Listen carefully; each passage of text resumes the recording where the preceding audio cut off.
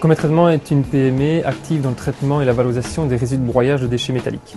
Ce sont des déchets tels que des véhicules d'usage, des déchets d'équipements électriques et électroniques, de la ferraille de collecte. Ces déchets sont broyés dans des gros broyeurs qui font après une séparation magnétique pour récupérer l'acier qui repart vers la sidérurgie.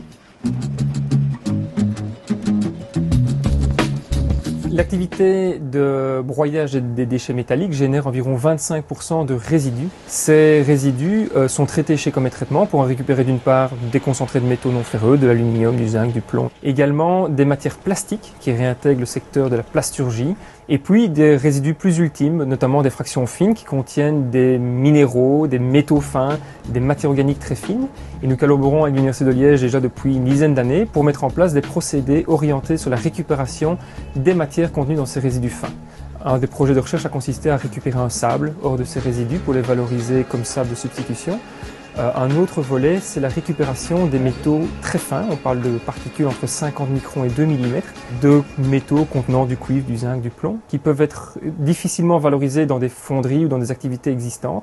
L'Université de Liège développe au travers du projet Phoenix un projet hydrométallurgique assisté par des micro-organismes permettant de valoriser au mieux et à leur juste valeur ce type de déchets.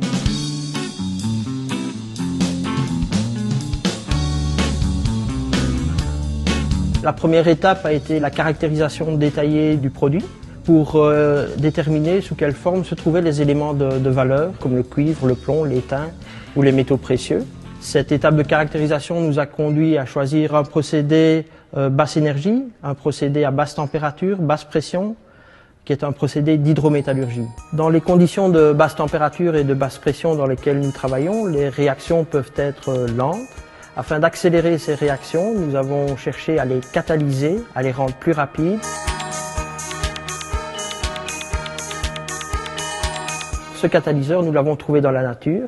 Il s'agit de micro-organismes qui ont la capacité de s'adapter à des conditions de concentration importantes en métaux. Les réactions engendrées par ces micro-organismes permettent une séparation efficace, rapide, des différents métaux présents dans notre concentré. Donc ici, on se trouve au niveau de l'installation pilote. Elle fonctionne 24 heures sur 24. Voici le produit que nous recevons de chez Comet. Donc ce concentré est alimenté au niveau de la tour de lixiviation, où le cuivre et le zinc est sélectivement mis en solution grâce à l'action des micro-organismes. Ces micro-organismes que nous avons adaptés au niveau du laboratoire sont cultivés ici dans un fermenteur. À la sortie des réacteurs, nous séparons la phase solide de la phase liquide. Cette phase solide est séparée en deux fractions. Une fraction qui contient les métaux précieux et un concentré d'étain plomb.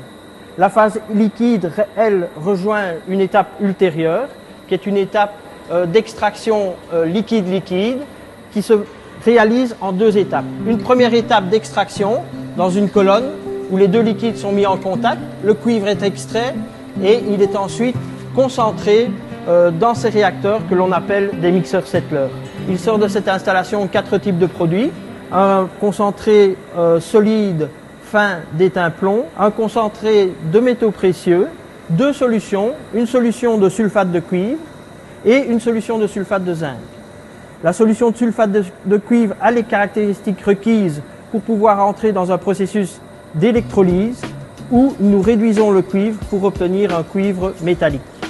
La plupart des installations industrielles recyclent environ 80% des voitures ou des déchets électroniques entrant dans ces installations. L'Europe nous impose des directives plus sévères. À l'horizon 2015, nous devons recycler 95% d'une voiture entrant dans cette filière et ce procédé participe avec d'autres à l'obtention de ces 95% de récupération.